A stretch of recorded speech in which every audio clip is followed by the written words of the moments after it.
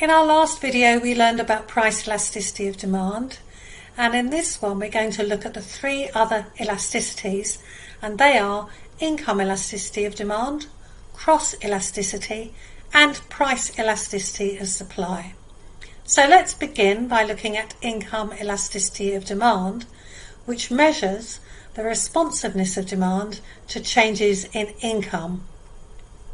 The first thing we need to think about when we talk about income elasticity of demand is the type of good we're looking at. Remember before we looked at the difference between normal goods and inferior goods. Normal goods, things like air travel for example, where as our incomes rise, demand rises. As our income falls, demand tends to fall. Most goods are normal goods. However, some goods we think of as inferior goods. These are things which might be a lower quality, often a lower price. We tend to buy these if we can't afford something better. So bus travel might be an alternative. We might travel by bus if we can't afford to fly. So for inferior goods, as we get poorer, as our incomes fall, demand for inferior goods tends to rise. As our incomes rise, demand for inferior goods tends to fall. But we know that, don't we? What we're thinking about here is elasticity, so we need to think about how much does demand change. So let's take this one by one. Let's think first of all about a normal good with elastic demand, like air travel. I think that has elastic demand. There are many substitutes. It takes up quite a large proportion of our income. So it has elastic demand and it's a normal good. So we know that if our incomes rise, demand for air travel will rise, but because it has elastic demand, demand is likely to rise by a greater percentage than the rise in our incomes. On the other hand, if our incomes fall, demand is likely to fall by a greater percentage than our fall in incomes. So this is the pattern. Let's think now about a normal good with inelastic demand. Take prescription drugs, medicines. We know that they're inelastic because we really need medicines, don't we? Even when the price rises, we're still going to want to buy them. So if our incomes rise, we would expect demand for medicines to rise, but demand is inelastic, so demand is likely to rise by a smaller percentage than the rise in our income, and of course the reverse is also true. How about inferior goods like bus travel? This also has elastic demand. There are many substitutes, but it is an inferior good. So we know that if our incomes rise, demand will fall because it's inferior, but we also know that the fall in demand is likely to be greater than the percentage fall in our income because demand is elastic. And again, the reverse is true. Inferior goods with inelastic demand? Well, let's take the example of a herbal remedy, which might be a substitute for prescription medicines, but it's cheaper, it's inferior in most people's view. It's an inferior good.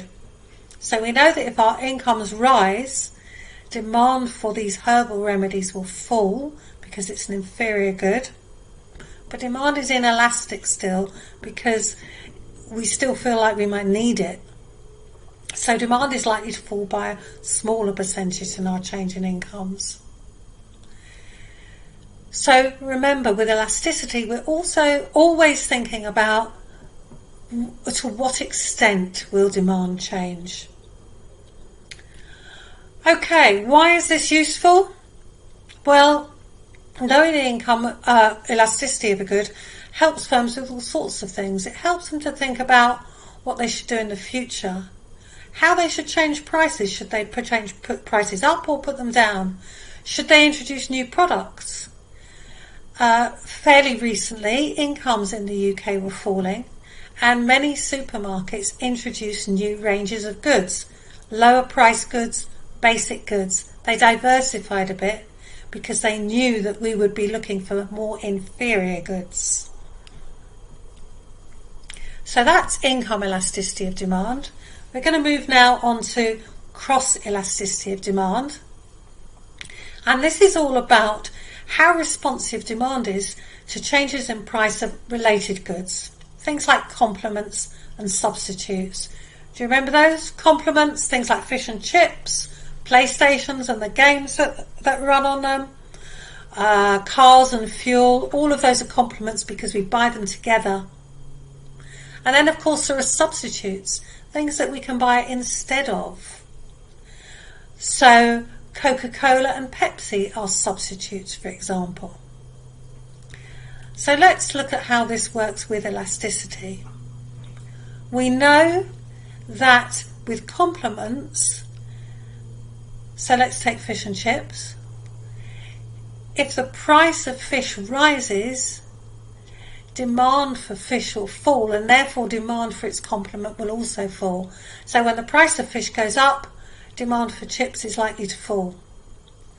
Substitutes is the other way around. Let's go back to our Coke and Pepsi example. If the price of Coca-Cola rises, then demand for Pepsi is also likely to rise. So with cross elasticity, we're thinking about this, but again we're thinking about the extent to which demand will change. So let's go back to our Coca-Cola example.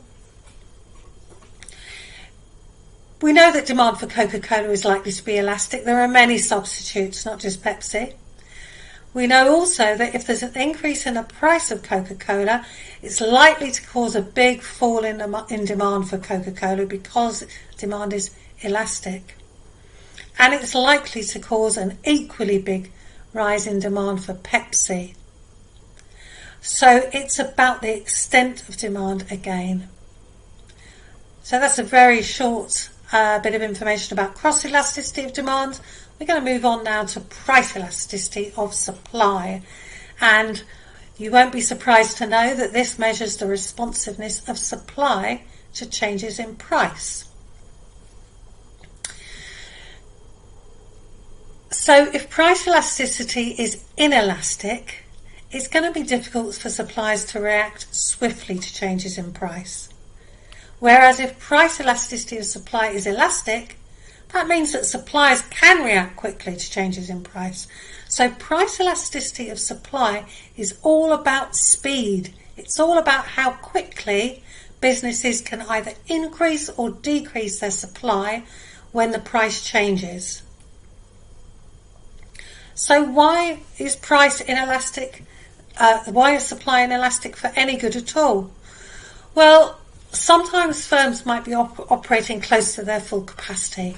Maybe their factory is running night shifts, it's running 24/7, all of their machines are busy, it just can't produce any more, even though the market price is rising, it wants to supply more, it just can't. And added to that, maybe it's got low levels or no stock, so it can't increase its supply from its stock. The other thing is, of course, that in the short term, physical capital is fixed. What do we mean by this? Well, physical capital might be something like the machines in your factory or even the factory itself. So in the long term, of course, if demand remains high, we can build another factory. But that takes time. I can't react to that change in price quickly until that factory is built, and that might take a year. It might also be difficult to employ the right factors of production, particularly labour. Imagine if demand for education went right up. How quickly could colleges and universities increase the supply of education? Well, it would depend on whether they could get hold of enough good teachers, wouldn't it? And of course, agricultural products take time to grow. My favourite example of this is olives. If the price of olives goes up, and I'm an olive farmer, I really want to increase my supply of olives. Olive trees take 8 years to grow and bear fruit. 8 years to increase my supply. So the market, when the price goes up, the market always wants supply to increase because that will bring price back down to equilibrium.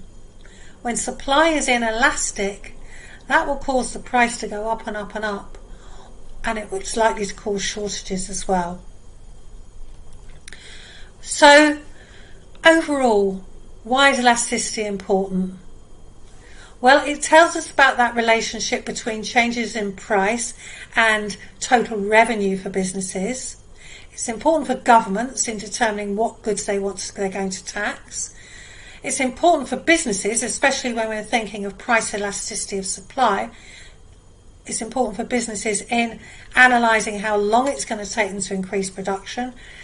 And it influences the behaviour of the firm in a number of different ways. So, what have we learned in this video? Well, we've learned there are 4 types of elasticity. We've talked about income elasticity of demand. We've talked about cross elasticity of demand. And we've talked about price elasticity of supply. And what we've really learned is that all of these measure the response of one variable, either demand or supply, to changes in something else. And we've understood, I hope, that knowing the elasticity of a good really helps businesses and sometimes tax authorities in their decision making. Okay, we're going to end there. There are a few questions for you to answer.